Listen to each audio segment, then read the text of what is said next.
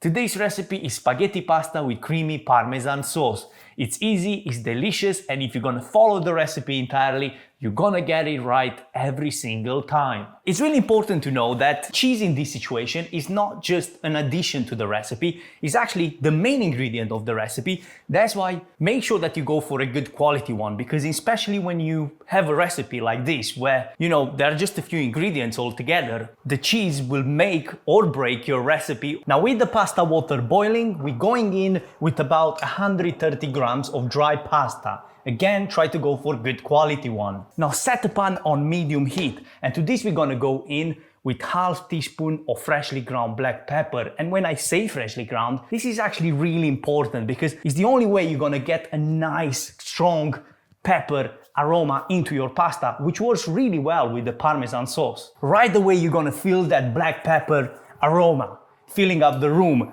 and that's what we want. We want to bring this to life, and we're gonna cook this for about 2 minutes or so. Now we're going back to the pasta, which I highly recommend not cooking it all the way through. So if, let's say, on the package it says 12 minutes, then maybe remove it from the heat 4 minutes earlier. Because what we want to do now is continue cooking it, but here in the pan and with the black pepper that we've got here. Add some of the pasta water and continue cooking this for a further 4 minutes. It's almost like cooking a risotto. If you ever made risotto, you're gonna cook it for a bit, it will absorb some of that liquid, and you're gonna go with a bit more from this pasta water. And so on until it's cooked al dente. Now while the pasta is cooking, I wanna mix the Parmesan cheese that we grated earlier with about 3 tablespoons of hot pasta water.